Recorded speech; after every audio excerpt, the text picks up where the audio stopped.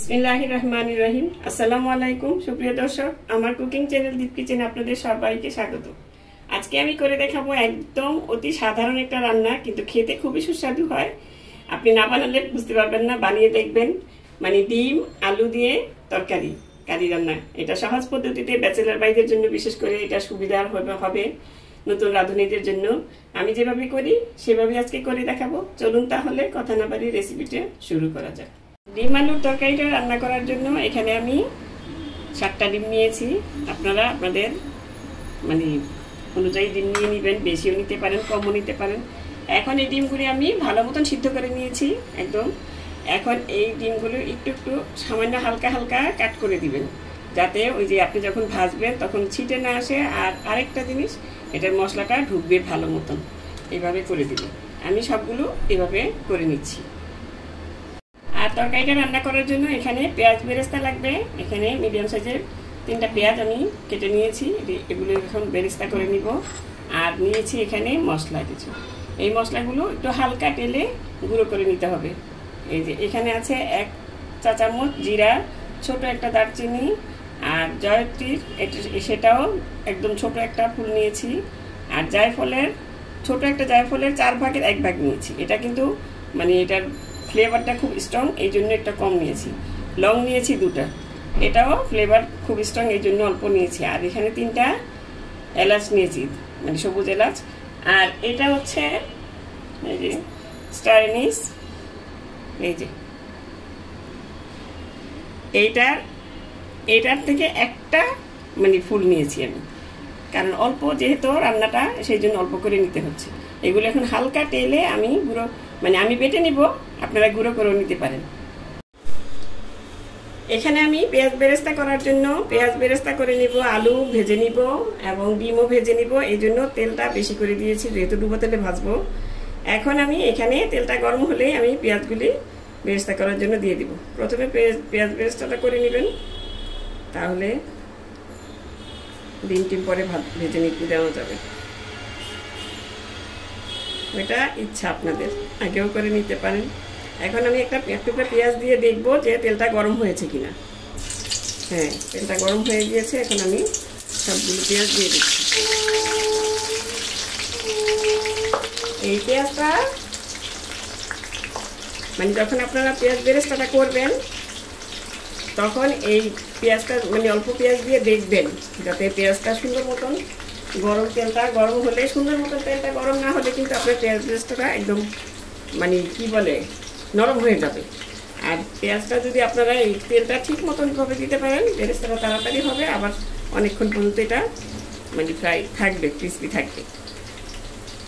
এখন আমি এটা নেড়ে চেড়ে ভেজে নেব।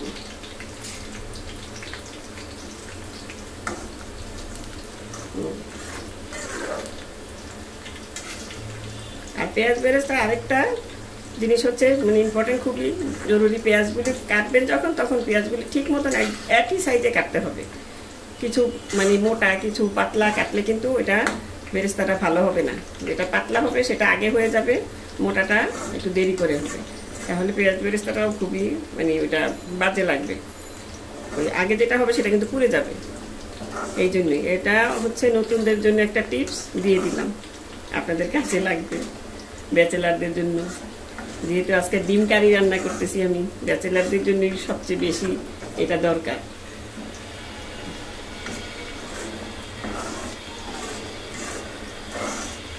এখন আমি পেঁয়াজ বেরেস্তাটা করে নিচ্ছি। এই দেখুন, বেরেস্তাটা কিন্তু অলমোস্ট হয়ে গিয়েছে। এরকম একটু সাদা সাদা থাকতেই নামিয়ে নেবেন, কারণ এখন আমি চুলাটা অফ করে দিলাম। এটাও নতুনদের জন্য বলা, কারণ চুলা অন করে কিন্তু আপনারা তুলতে পারবেন না, তাহলে কিন্তু বেশি মানে কালারটা বেশি এসে যাবে। আর বেরেস্তাটা তিতো হয়ে গেলে কিন্তু তরকারির টেস্টটাই মানে নষ্ট হয়ে যাবে।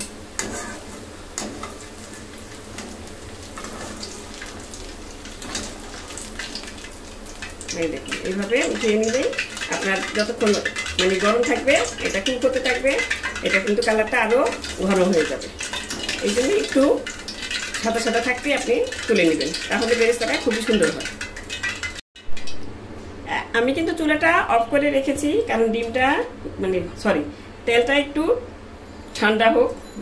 এত গরম তেলে যদি আপনি ডিমটা ছাড়েন না, তাহলে ডিমটা ছিটে আপনার উপরে আসতে পারে।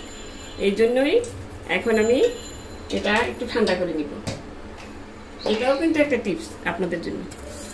এই যে এখন আমি ডিমগুলির মধ্যে হালকা একটু লবণ মাখিয়ে এটা তেলে ছেড়ে দিব। আর যেহেতু ডিমটা আমি কেচে নিয়েছি, এই জন্য আর সহজে ফুটবে না। এই দেখুন, ডিমটা যখন দিবেন তখন আর ছিটে আসবে না, আস্তে আস্তে ডিমটা হবে। অনেকেই গরম তেলটাতে দিয়ে দেয়, আর সাথে সাথে ডিমটা কিন্তু নিচে লেগেও যায়, আবার ছিটেও আসার সম্ভাবনা থাকে বেশি।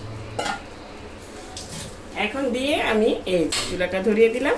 এখন আস্তে আস্তে ডিমটা হয়ে যাবে, কারণ তেলটা কিন্তু গরম আছে। মানে অতিরিক্ত গরমটা এটা একটু কমিয়ে নেবেন, তাহলেই ভালো হবে।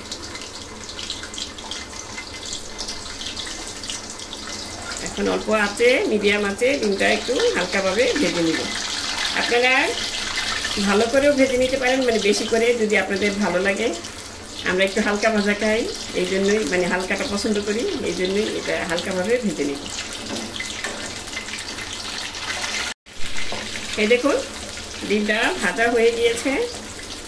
এখন আমি নামিয়ে নিচ্ছি।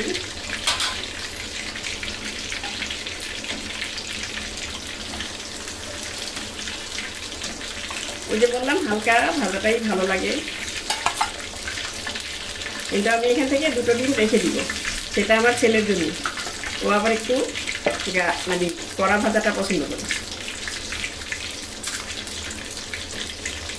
এভাবে আপনারাও কড়া ভেজে নেবেন যদি আপনার ছেলে, মেয়ে কিংবা কেউ আপনি নিজে পছন্দ করেন।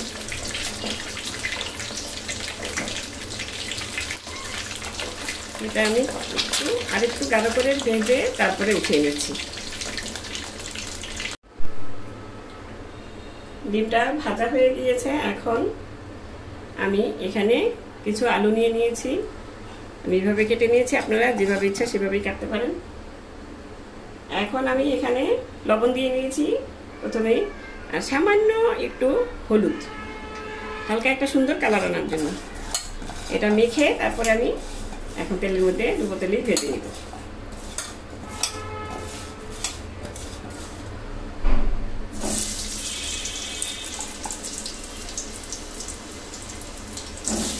সবকিছু সুন্দর মতন ভেজে নিলে তারপর রান্নাটাও ভালো হয়।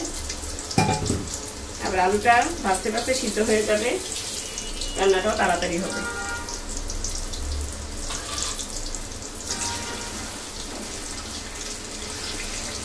এখন নেড়ে চেড়ে আমি আলুটা সুন্দর মতন ফ্রাই করে নিব। এই দেখুন, আলুগুলো সুন্দর মতন ফ্রাই হয়ে গিয়েছে। এখন আমি এগুলি উঠিয়ে নিচ্ছি।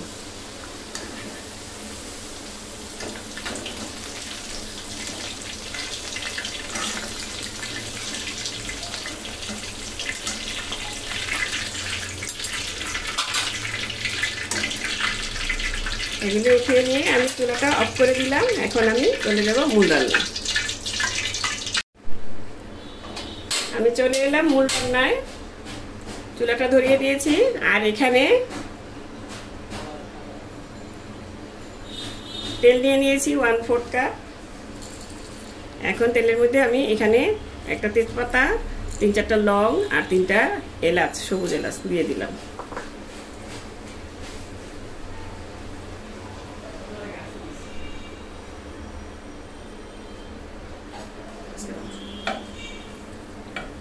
এটা 3-4 সেকেন্ড একটু ভেজে তারপরে আমি এখানে কিছু মশলা দিয়ে দিব। এখানে আছে 2 টেবিল স্পুন কি বলে এটা, পেঁয়াজ, ভুলে যাই, 1 চা চামচ আদা, 1 চা চামচ রসুন পেস্ট। এই সময় চুলার আঁচটা একটু হালকাভাবে রাখবেন।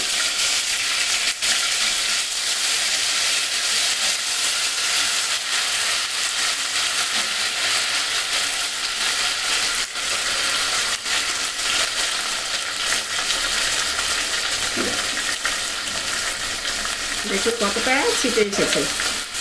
মানে হালকা আঁচে তেলটা রাখলে অতটা ছিটে না।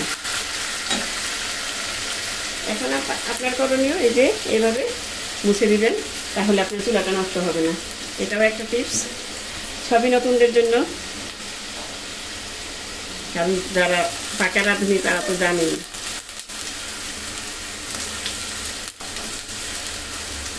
এখন এই আদা রসুন আর পেঁয়াজের পেস্টটা একটু ভালো মতন 2 মিনিটের মতন ভুনে নিতে হবে, যাতে যেহেতু এটার পেঁয়াজের অনেক কাঁচা, পেঁয়াজ রসুনের কাঁচা গন্ধটা যাতে এটাতে না থাকে।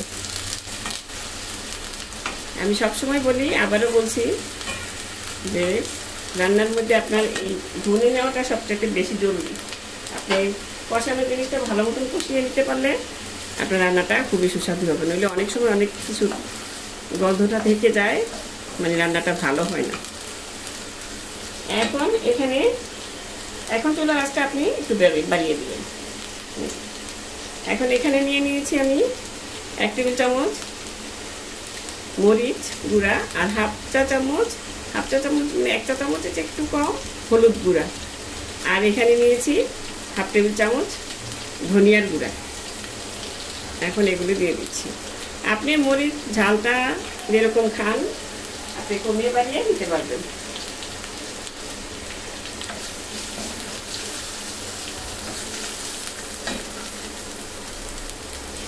এখন এই মশলাটা যাতে পুড়ে না যায়, গুঁড়া মশলাটা, এই জন্য হালকা একটু পানি দিয়ে দিই,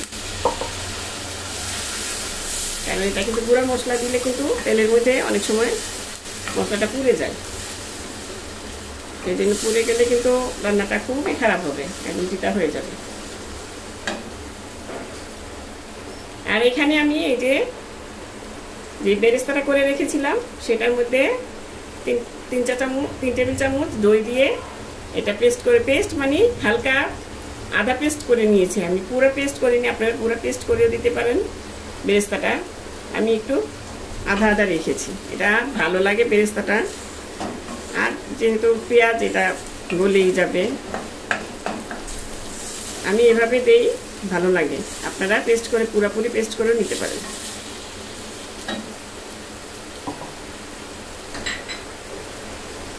এখন এই মশলাটা আমি আরেকটু পানি দিয়ে প্রায় 4-5 মিনিটের মতন ভুনে নিব।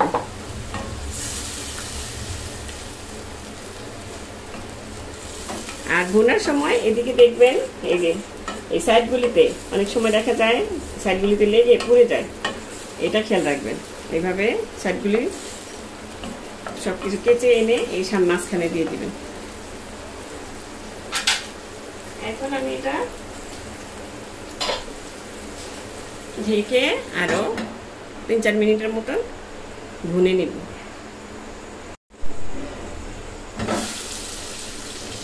এই তো প্রায় 4-5 মিনিট হয়ে গিয়েছে, মশলাটাও খুব সুন্দর মতন ভুনে তেলটা উপরে উঠে। এখন আমি এখানে এই যে দই আর বেরেস্তাটা পেস্ট করে রেখেছি সেটা দিয়ে দিব। তার আগে আমি চুলাটা অফ করে নিব, যেহেতু দইটা দিলে কিন্তু অনেক সময় মশলাটা ফেটে যায়।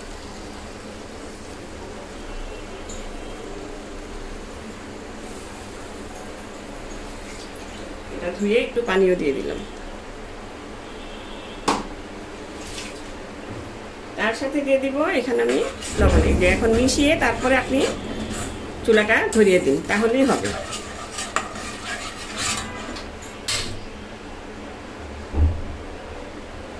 এখন দিয়ে দিব স্বাদ অনুযায়ী লবণ। প্রথমে অল্প দিবেন, তারপর লাগলে দেখে দিয়ে দিবেন। প্রথমে বেশি ঢেলে দিলে কিন্তু লবণটা বেশি হয়ে যাবে।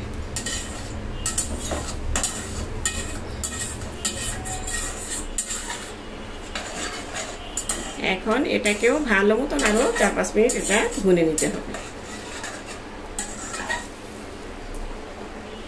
আগের মতনই ঢেকে দিয়ে তারপরে আমি 3-4 মিনিট ভুনে নিব। এই ডিম রান্নাটা একটু মশলা একটু অন্যরকম দিয়ে রান্না করেছি, মানে খেতে খুবই সুস্বাদু হয়। আপনারা সহজেই বানিয়ে নিতে পারবেন, যেহেতু মশলা অন্যরকম দিলেও কিন্তু ঘরেই থাকে এই মশলাগুলি।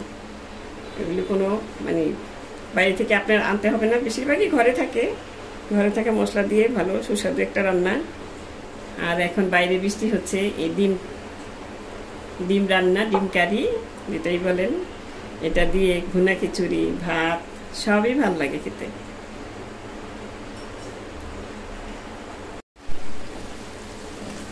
এই দেখুন ভুনা হয়ে গিয়েছে আমার মশলাটা। এখন এখানে দিয়ে দেব আমি সেই যে আমি মশলাটা প্রথমেই তেলে হালকা তেলে পেস্ট করে নিয়েছিলাম, মানে আমি বেটে নিয়েছি, আপনারা গুঁড়া করে নিতে পারেন, সেটা পুরোটাই দিয়ে দিব।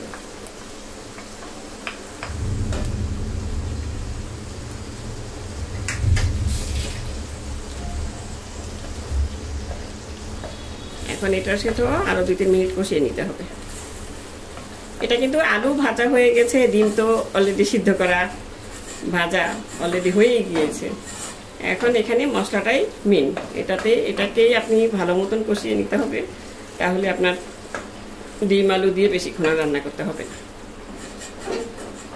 এই যে পাতিলা একটু লেগে গিয়েছে, এগুলো এইভাবে চেঁচে কুচে দিয়ে দিবেন।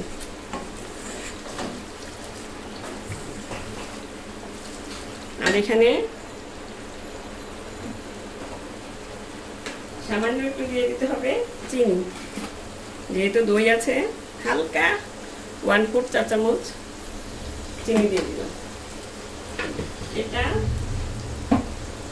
এটা অপশনাল, আপনারা দিতেও পারেন নাও দিতে পারেন, কারণ যেহেতু টক দই দিয়েছি এটা দিলে একটু স্বাদের ব্যালেন্সটা ঠিক থাকে, এই জন্যই দেওয়া। এখন আর এখানে পানি দিব না, এটা একটু কষিয়ে তারপরে আমি প্রথমে আলুগুলো দিয়ে দিব, কারণ আলুটা সিদ্ধ হতে হবে। ডিমটা তো অলমোস্ট হয়ে গিয়েছে।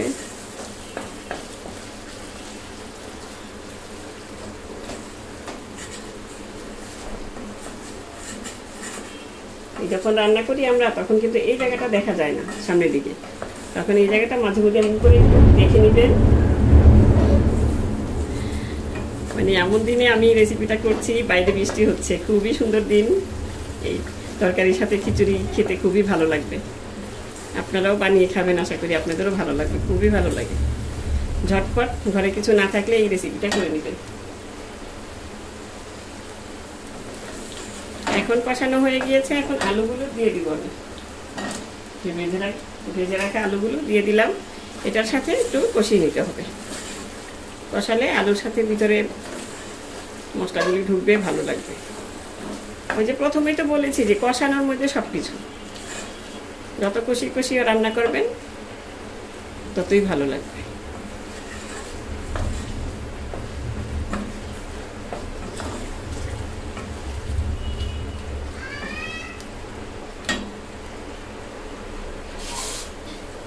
এখন আরেকটু পানি দিয়ে, সামান্য 2 টেবিল স্পুন পানি দিয়ে আমি এটা আলুটাকে কষিয়ে নিচ্ছি। এটা ঢেকে একটু কষিয়ে নিতে হবে, তাহলে এই মশলার ঘ্রাণ টান সব কিছু এটার সাথে আলুর সাথে সুন্দরভাবে মিশে যাবে। ফিরে আসছি 2 মিনিট পর। এই দেখুন কষানো হয়ে গিয়েছে। এখন আমি এখানে একটু লবণ দিয়ে দিব, লবণটা কম লাগছে। ওই যে বললাম লবণটা লাগলে পরে দিয়ে নিতে পারবেন, প্রথমে দিয়েন না, প্রথমে দিয়ে দিলে কিন্তু এটা বেশি করা হয়ে গেলে, মানে কি বলে এটা, কটা হয়ে গেলে, মানে খাস বাংলায় কটা যেটা বলে, লবণ বেশি হয়ে গেলে সেটা আর কমাতে পারবেন না।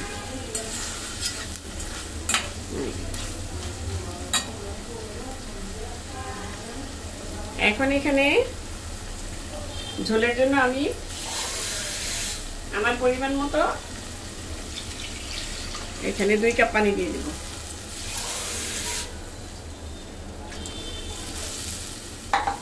কারণ আলুটা সিদ্ধ হয়ে ডিমটা দিব, তারপর মাখা মাখা হলে আমি নামিয়ে নেব।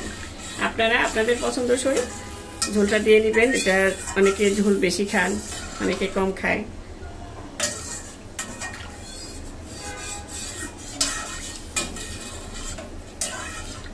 ভালো মতো নেড়ে চেড়ে দিয়ে এখন এটা বলক আসলে ঢেকে, আলুটা বলকটা আসলে আমি ডিমটা দিয়ে দিব। এই দেখুন এখন বলক এসে গেছে, আমি ডিমগুলো দিয়ে দিচ্ছি।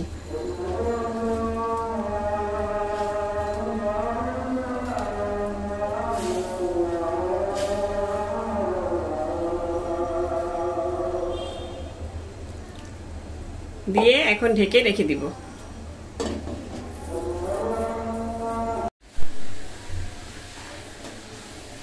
এই দেখুন গ্রেভিটা এখন আমার মন মতন হয়ে গিয়েছে। এখন এটা আমি নামিয়ে নিব।